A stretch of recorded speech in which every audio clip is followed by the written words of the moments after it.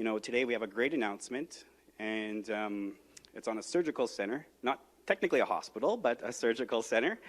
And it's a great day to be an Enoch Cree Nation member, but this can't happen without a whole bunch of partners, AHS, Surgical Centers Incorporated, our Ballad team, and a whole bunch of other stakeholders. And forgive me if I didn't mention a few, but the primary also partner for us is the Government of Alberta. So on behalf of the Government of Alberta, I invite my friend Premier Kenney to come up and speak on behalf of the province.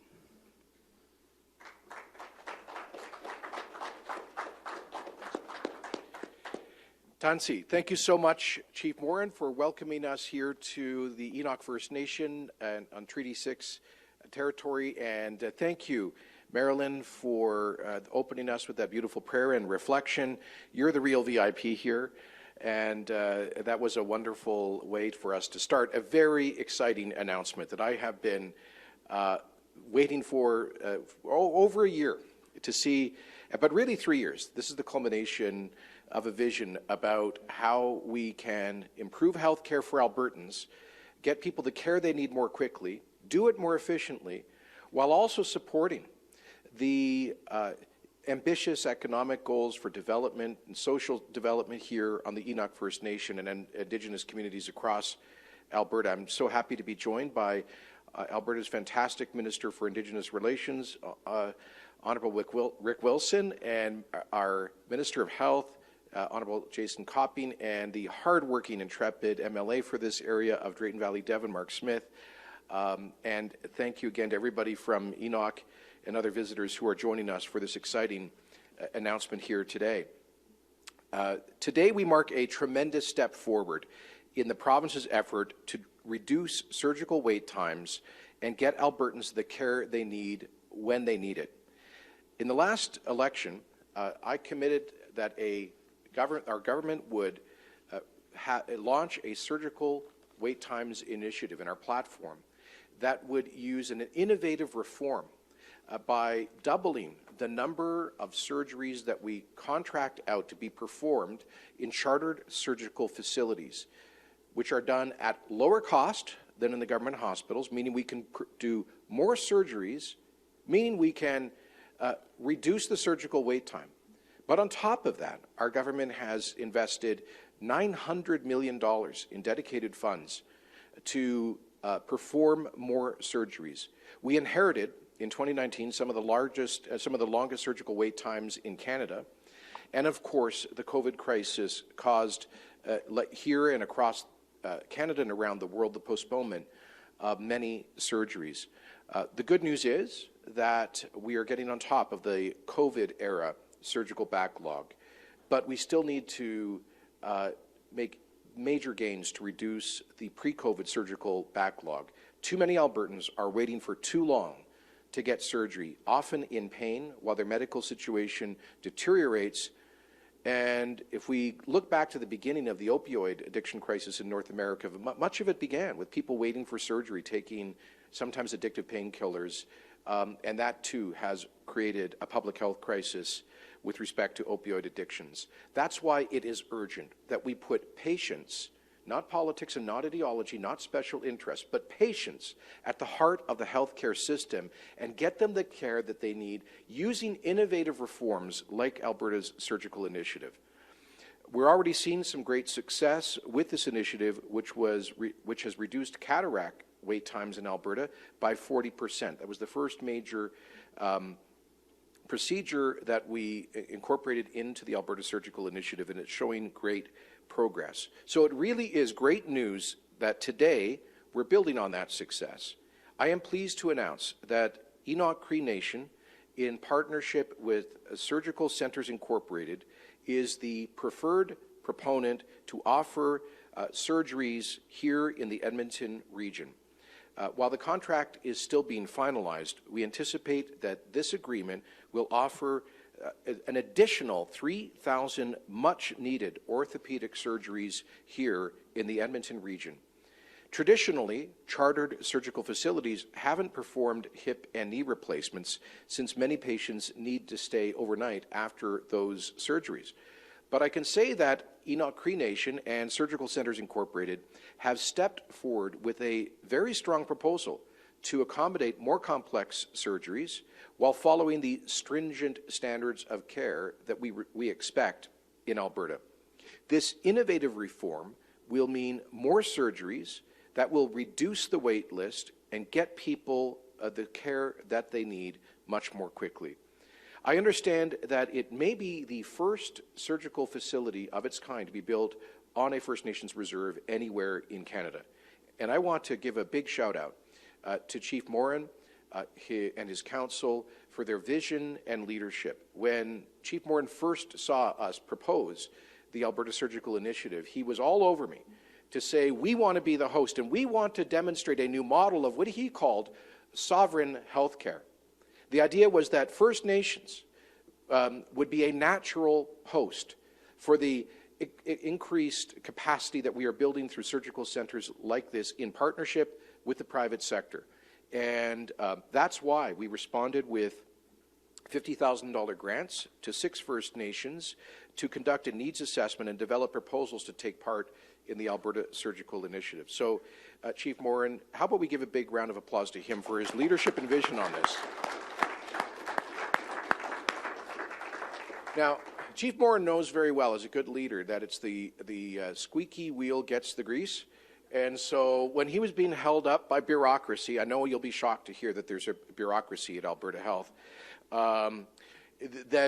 he was contacting me, we need to get this deal done. Thank you, Chief, for being persistent and also a little bit patient.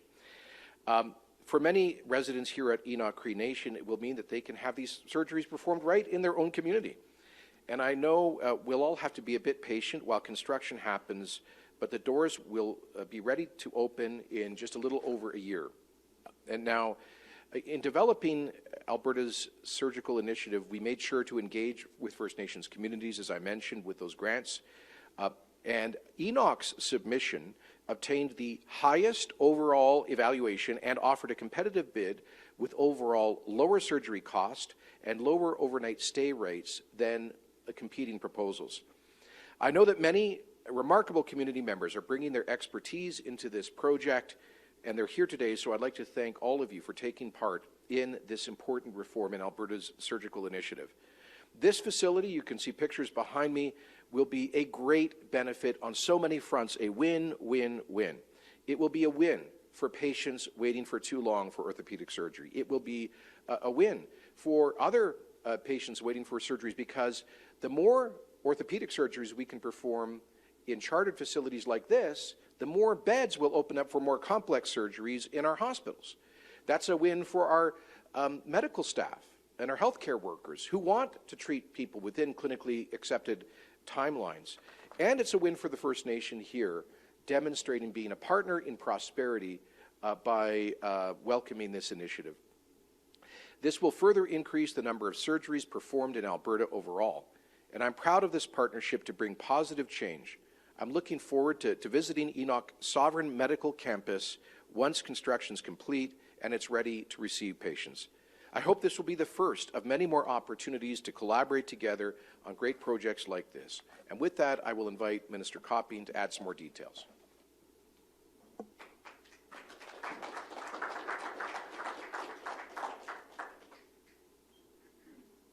Thank you, Premier, and good morning, everyone. Chief Morin, thank you so much for hosting us here on your land as we mark this important day together. And Marilyn, thank you so much for sharing a bit of your story and for your kind prayer. Friends, I'm honored to announce that Enoch Cree Nation, in partnership with Surgical Centers Incorporated, will be a partner in our priority work to improve Alberta's surgical system. Just over a month ago, I spoke to all of you about how we're moving forward to keep our promise, to make Alberta's surgical system the best it can be, and to give every patient their scheduled surgery within wait times recommended by medical experts. That announcement focused on more cataract surgeries and other eye procedures at chartered surgical facilities, a 25% increase in the number of procedures. And today, we're here to take another step, a new agreement with the Enoch Cree Nation and surgical centers to provide more hip and knee replacements, 17% more than currently done in the Edmonton zone. This project is a step forward for our health system and for all Albertans. It's a step forward for Enoch Cree Nation, and it's a step forward for the honorable partnership between the nation and the government of Alberta. I want to again thank Chief Morin personally for his leadership, his perseverance, and yes, for your patience. And the bottom line is people are waiting far too long for hip and knee replacements. We need to do a lot more of them, and this is going to help us get it done. Right now, there's about 22,900 patients are waiting for orthopedic surgeries. That includes 8,000 who need new knees, 4,000 who need new hips. And around 60% of them are waiting far too long. 57% of the patients who need hips are beyond the 6-month target, and 65% of patients who need new knees. The wait for hip or knee replacements is a problem right across our country, and it has been for many years. We needed to do a better job long before the pandemic, and that's why we campaigned on reducing the wait times in 2019, as the Premier demonstrated in our platform. But then COVID-19 came, and it made the problem much worse in Alberta and in every other province across our country. It's hard to overstate just how much disruption it caused. In fact, tomorrow, CIHI is going to give us a look at it with their annual stats on hips and knees for 2020 and 2021. The details are under embargo, but here's a simple point. Volumes of hips and knees in that year, 2020-21, range from 0 in some months to 120% and 130% normal in other months. This disruption was enormous right across the country. Alberta actually did a little better than the average with a lower overall drop in volume and a stronger recovery, but the fact is COVID-19 put the health system through the ringer, including patients waiting for hips and knees. So we need to get the system back to normal, and I'm glad to see we're almost there. AHS is doing near normal volumes of surgery overall, about 95% of the normal level, and the wait list is down below 71,000 compared to 68,000 before COVID and a peak of nearly 82,000 last fall. But the normal we had before COVID was never good enough. People were waiting far too long for hips and knees before the pandemic, and they're waiting even longer now. So we're going to fix it. We're going to fund more surgeries than ever before COVID, and we're going to drive the wait times lower than before COVID. In fact, they're lower than they've been in decades in Alberta or anywhere in any other province. That's our target, and we're going to get there. We're going to fund those surgeries in hospitals and in chartered surgical facilities like the one you see behind us. Now, as I said before, whether a surgery takes place in a hospital or a chartered surgical facility, it's publicly funded health care. The difference is a CSF can be more convenient for patients and more efficient. In fact, the cost is about 20% lower for these orthopedic procedures than in a hospital. And I'm not sure whether you made a call and you're going to charge parking or not, but I know they charge parking at the hospitals, which is a complaint I hear from time to time. Now, funding more surgeries in specialized community clinics frees up the space in hospitals to do more complex surgeries. And we're expanding and adding operating rooms in hospitals in Calgary, Edmonton, Edson, Grand Prairie, Lethbridge, Medicine Hat, and Rocky Mountain House. Budget 2022 provides $133 million over 3 years to do just that. And today's announcement builds on the success we've had in cataracts, and we're going to keep on building. AHS will put out RFPs for more surgeries, including expanding hips and knees beyond Edmonton and Calgary. And in the short term, while the partners build the new clinic, we'll look at every option to drive volumes up and wait times down for patients waiting in Edmonton and in the north, as well as across the province. And that may include contracting more procedures from the 2 clinics in Edmonton that do some orthopedic day procedures under contract today. And of course, AHS will keep driving volumes in hospitals up as fast as they can. They're still under pressure from the current wave of Omicron, but as it recedes, they'll be able to put more staff back into the ORs, and we'll support them in extending hours and any other option that's feasible for them. We'll also press ahead with the work we're doing to improve the overall surgical system and make it more efficient with advice from our new dedicated surgical recovery lead. That includes things like streamlining referrals and looking at new rapid assessment models to avoid bottlenecks and make sure we maximize volume for every surgeon and OR team, managing patients better to make sure they get alternate treatment if it's a better option, and focusing the booking system on patients with the longest waits. I'm very excited to see how we're gearing up the Alberta Surgical Initiative, as part of our work to add capacity across the entire health system. We promised Albertans that we would strengthen the system, and we are delivering on that promise. And today, I'm honored to welcome Enoch Cree Nation as a partner in doing just that, for the good of the Enoch Cree and for the good of all Albertans. Thanks again to Chief Morin and everyone involved in this project, and I look forward to celebrating the opening and the first surgeries in hopefully the very near future. And now I turn it over to Chief Morin. Thank you.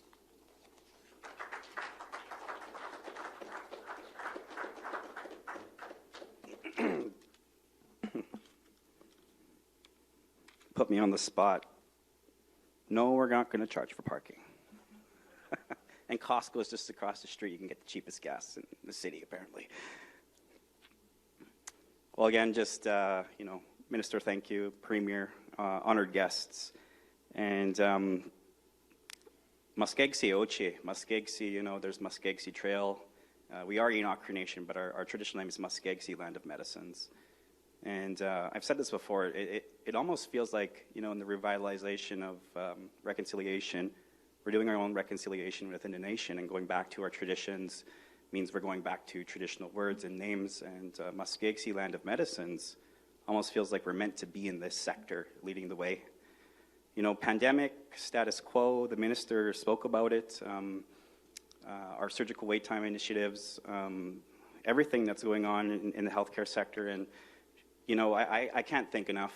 I was in the Stollery last week for 7 hours and with my daughter, and she's fine, but, just watching our healthcare professionals work their magic and the work that they do, and the pandemic being such the challenge that they faced, and they're pulling through it. I can't give enough thanks to them at this time as well. But talking about the Surgical Wait Time Initiative and our project and our partnership today, it really hits home for a lot of us. So, Chase is in the room, and our grandpa is in Kapotagao, Alexander First Nation right now.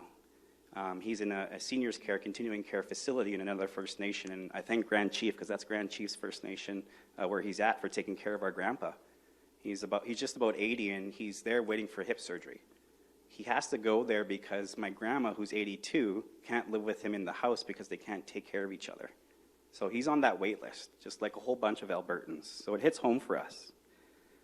And my father-in-law, he's 82 as well, and he's from high-level Deneta, which is about 700 kilometers away. And recently he needed some surgery on his eyes as well. And, my father-in-law's first language is Cree and Dene. He's lived in the bush in northern Alberta all his life.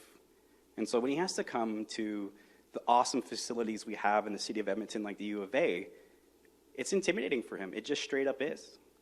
And that's trouble. He has trouble with accessibility, he has language barriers, and he has other immobilization issues that don't make that experience for him the best that it could be. He got his surgery, and they treated him really well, but, I was having a little bit of a debrief, and what if you can get that on the First Nation, because, would it make a difference? And he said, absolutely it would.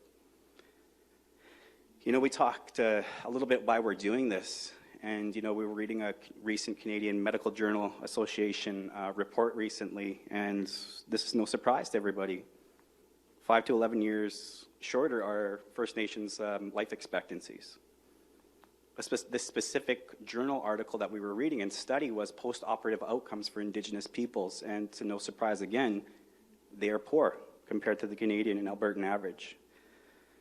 Systematic review is needed according to this journal article, and that's still going to take some time, but reconciliation sometimes means, yes, we have a plan, but let's get some action done. As I'm so thankful that the government and AHS is, yes, we have a plan, we still got lots of work to do, but we're taking action today. Unbelievable, unprecedented, as the Premier said. There is nothing like this in the country of Canada. So my grandfather and my father-in-law, who's 82, he's doing actually well, but he's actually probably the exception to a lot of the rules, unfortunately, too, with his post-operative outcomes, where being 700 kilometers away, 800 kilometers away, he's not feeling like he's still getting that support afterwards, the best that it can be. So Sovereign Healthcare is the surgical center, but it's also the pre and the post-op. Our people, Indigenous people, need more supports. So we got the building behind us. It is built completely to the standards of the College of Physicians, AHS, everything. The quality's all there. But we're not driven just by price reduction. We're driven by doing things innovatively. We're doing things by putting us on the map for the province, the country, and internationally. And the only way we're going to do that is by being the best that we can be. So we're not just talking about just the hip surgery and you're done. We're talking about giving Indigenous peoples and all Albertans the experience that they're, I wouldn't say they're lacking, but we should never be satisfied with the status quo. So, you know, when an Indigenous person from high level comes here, they're going to get not just the fancy building with the nice Indigenous pictures, they're going to get a new experience where they're going to have a Dene person talking to them. They're going to have traditional healing and medicine right here in the First Nation, that offered to them as well. And to all Albertans, quite frankly, if they want to go down that road too. So we're not just talking about when we talk about sovereign healthcare, we aren't talking about the politicized aspects of healthcare. It's not, I wouldn't be doing my job as Chief of Enoch and honoring 7 generations before me for the people who signed treaty if I didn't live up to the treaty promises. And here in Treaty 6, we have specifically the medicine chest clause. And our people interpret that as universal health care. Bottom line, today we're not talking about all the politicized stuff that people like to get into. So that aside, we feel like we're adding capacity. We feel like we're being team players. We feel like we can add to the team of AHS and the government of Alberta and the physicians and the nurses. We feel like we never had a seat at the table, and for my grandfather and my father-in-law, who are 700 kilometers away, we can add to that experience. This is a long-term vision for us. This is not just one surgical center and we're done. We envision to be partners, and we already are partners with AHS. We have an MOU with them that's written in Nehiyaw Pamatswin. We have a relationship with them, and we don't define sovereignty as just we're doing it our way and it's the highway. We are sovereign because we have the opportunity to choose who our partners are, and our partners are AHS and the government of Alberta and the government of Canada and private sector. So I hope people don't politicize it too much, because at the end of the day, what we're here to do is to live up to treaty, to live up to universal health care, to live up to 7 generations ago, the ability to do our part with governments and Canadians alike. I get really, really excited. So we only have our first doctor a couple years ago, and he works in Halifax because he doesn't see an opportunity for him locally to come home to serve our people here in Treaty 6. Well, you know, maybe in 5-7 years, we can have a lineup of doctors who are Indigenous and see themselves now working in this sector, because it wasn't that apparent to them for a long time. And it's not just about being Indigenous. At the end of the day, everybody in this room is treaty. Everybody here has treaty rights. You're all treaty people. And it's for Albertans, it's for everyday Canadians to help you as well, to get a better experience, to reduce the stress on the system, as the Premier and the Minister mentioned, for us to really come to the table and do our part and invest and take risks in the system and to make it more proper. And to me, to do the Canadian thing, which is let's do innovation. Let's not just stand by and wait and talk about the issues. Let's take action. Let's take risks. And I have so many people to thank because, again, it's here on Enoch Cree Nation. Enoch Cree Nation owns it. But I can't do this project without treaty partners and just partners in general. So Government of Alberta I've mentioned. But I call him Mushamo, Dr. Nanji, and Surgical Centers Incorporated, quite frankly, came to the table, and we couldn't be here without them today. So thank you, Dr. Mo, and Dr. Mo's going to speak here in just a little while, but Billy has never run a surgery center before, so we need partners. And, you know, Ballard Consulting, we needed help. We needed help with our RFP. We needed help with capacity and manpower. Our ECDEV team with Chase and Dar, we needed help. And they came to the table as a willing partner and helped us get through that intimidating AHS RFP process. But we got through, and it was a fair RFP process. And I'm looking at Francois like he did something bad, but he did, and it was totally the right thing to do. It made us earn it at the end of the day, which is really great. And, you know, for doctors out there, I get excited for the Indigenous doctors, but whether you're Indigenous or not, you know, our doctors, some of them are leaving, some of them are going to the States, some of them are taking international opportunities, And we do have to get rid of the status quo and give them new opportunities to live, work, innovate, treat patients, put patients first here, and provide a little bit more flexibility in how they do things, and let them be a part of the innovation. So the next person I'll call up is we can't do it without local doctors. And Dr. McMullen, I hope you speak towards how exciting this is from the doctor's perspective on working in a little bit of a new environment, and how maybe that'll excite us about retaining those doctors and retaining those healthcare individuals of, we're doing innovative things right here in Canada, in Alberta, in Edmonton, on a First Nation, and you don't have to leave. Come be a part of the innovation, and it's going to take a long time. But I truly think that healthcare sustainability is an actual thing we can achieve. And we do it by thinking outside the box, and by doing it with partners and doctors and getting them excited as well to be a part of this team. So thank you, and I'll invite Dr. Todd McMullen, who's an advisor of ours, to speak on the doctor's behalf as well.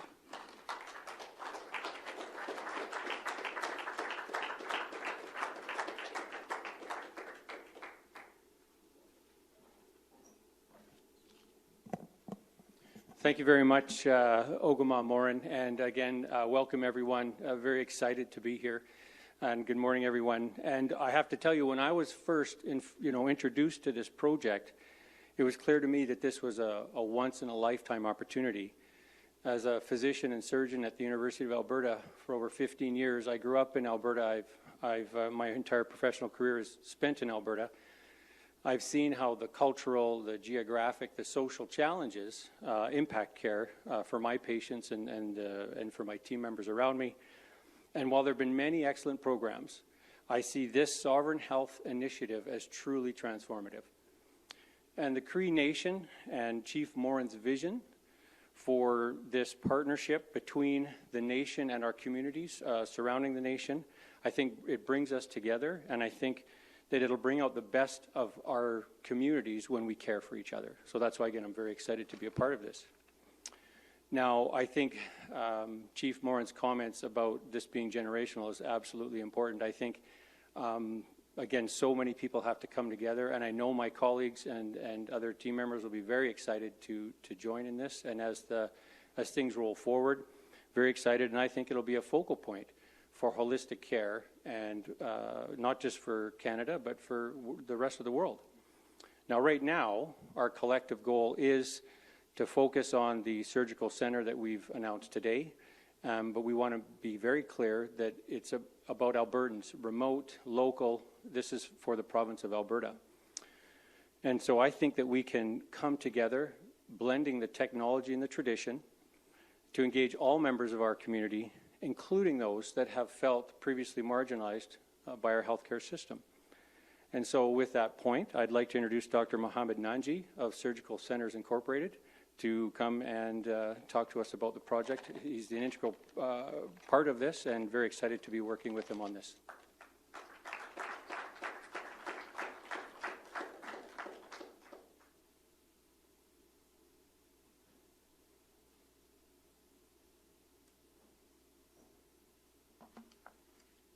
Good afternoon. I wasn't sure whether I should say good morning or afternoon, but it's afternoon now. Thank you, Dr. McMullen, for the introduction.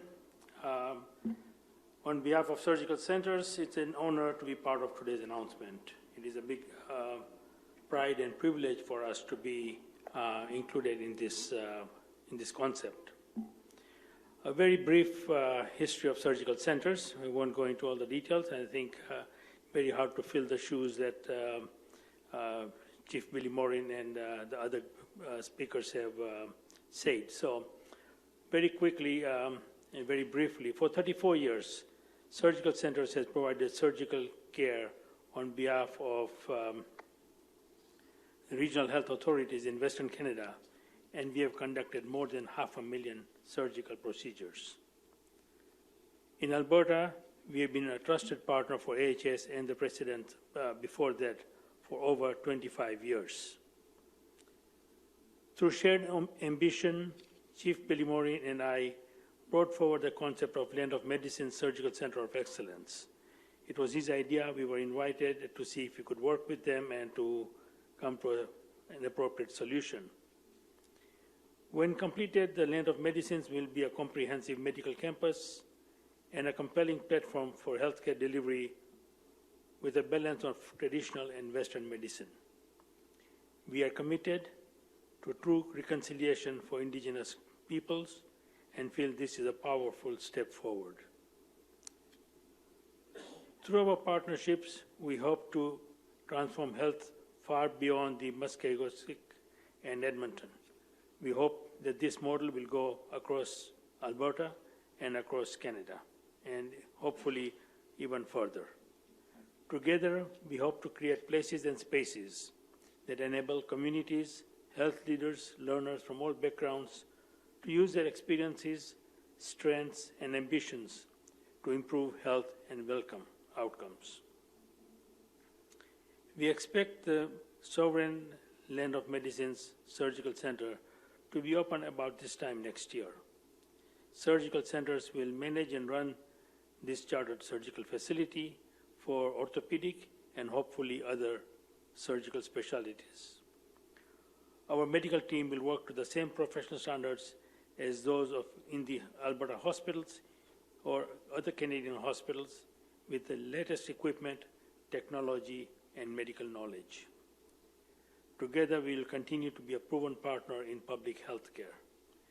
It is, again, a privilege, and thank you, I would want to say Chief Dr. Billy Morin or Chief Billy Morin for this opportunity to us, and it's an honor to be here in this great announcement. And thank you, Mr. Premier and the ministers. Thank you.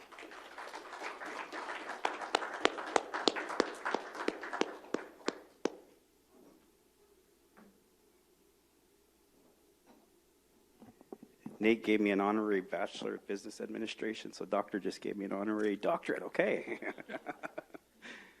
Well, that concludes our announcements and our comments today, but I understand we're going to be taking some questions from the media, so we'll do that at this time, and I'll have our speakers maybe be ready to join me on stage should there be a specific question for yourself as well.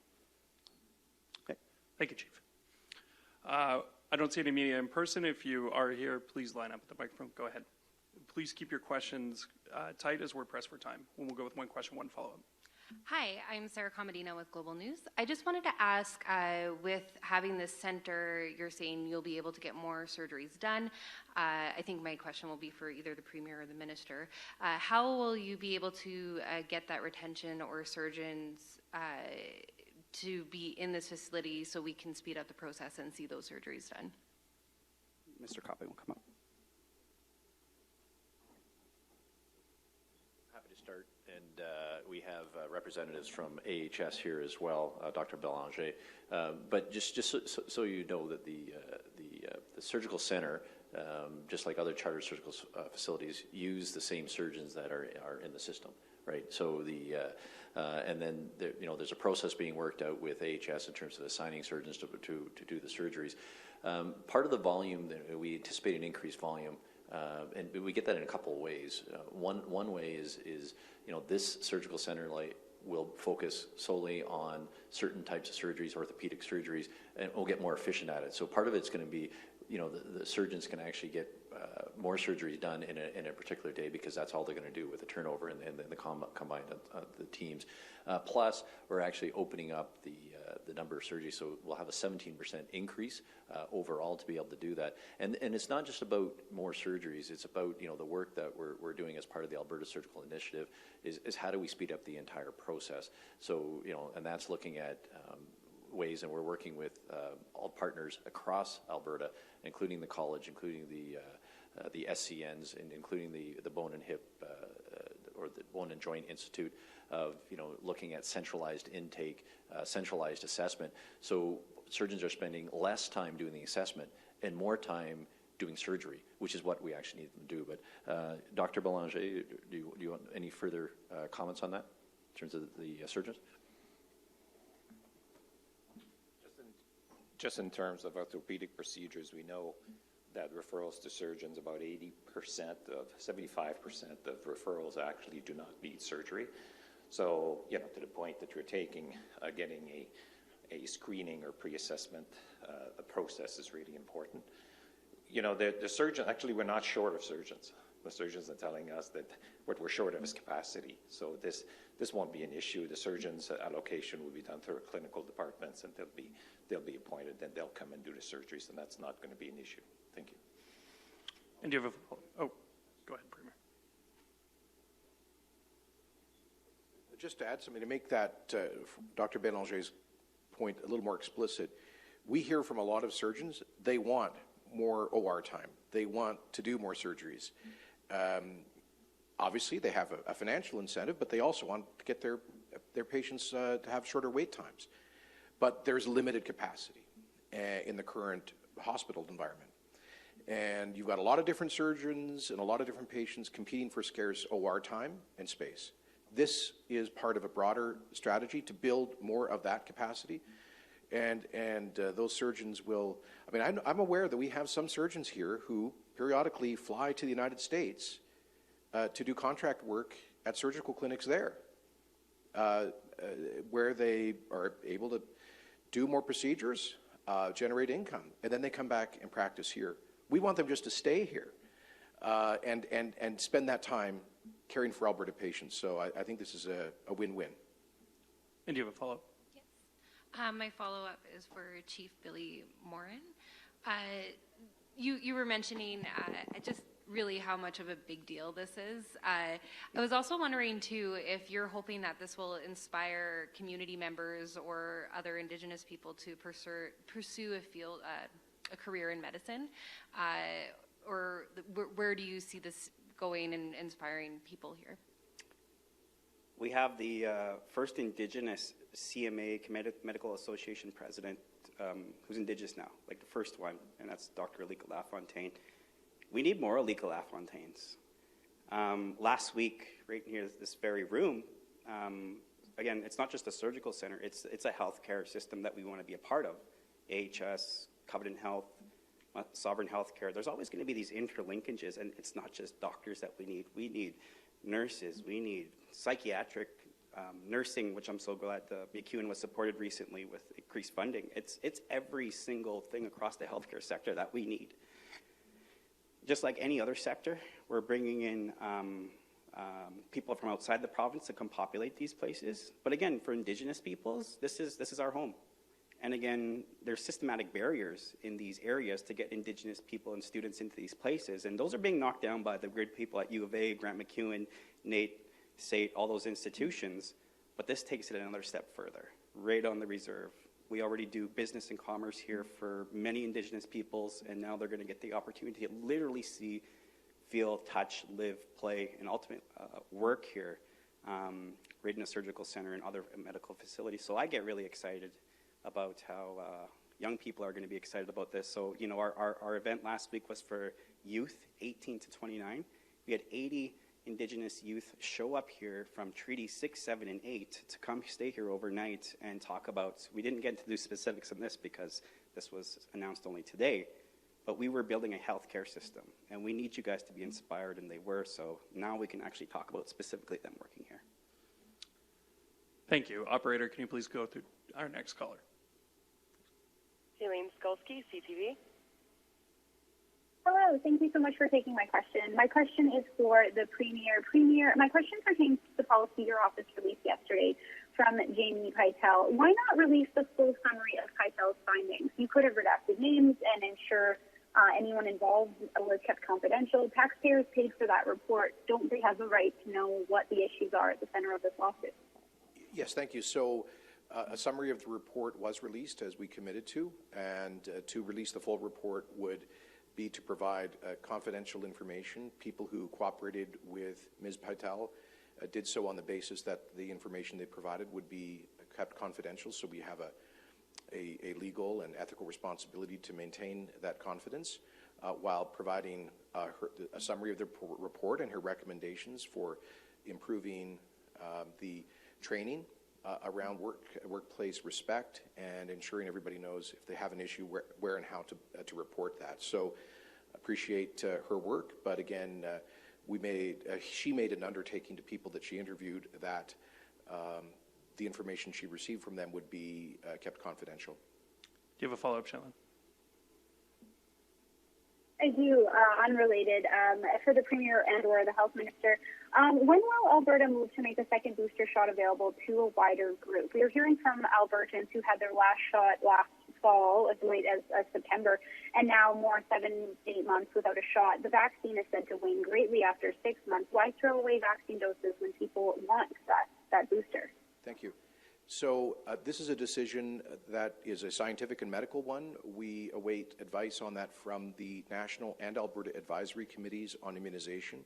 So far, they've not provided that advice, and we certainly would not, as elected officials, improvise an expansion of vaccine eligibility in the absence of scientific advice to do so. So should NACI and the Alberta Advisory Committee on Immunization and the Chief Medical Officer of Health, Dr. Hinshaw, come to the Minister with that advice, we will certainly open up further access to the fourth dose. Right now, I believe it's any Albertan over the age of 70, Indigenous Albertans over the age of, I believe, 60, and people with particular pre-existing medical conditions that make them immunocompromised, for example. Thank you, everyone. That's all we have time for today. All right.